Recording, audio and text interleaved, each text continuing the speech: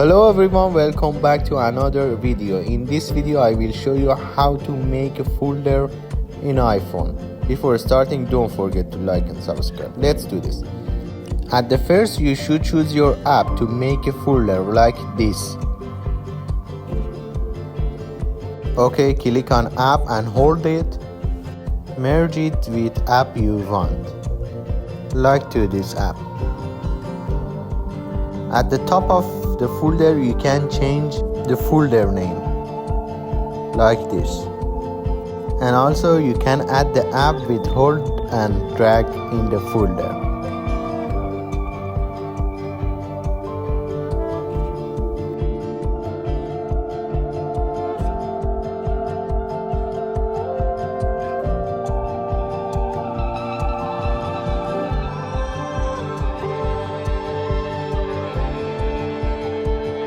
Thanks for watching. Don't forget to subscribe and like to support me. Thank you.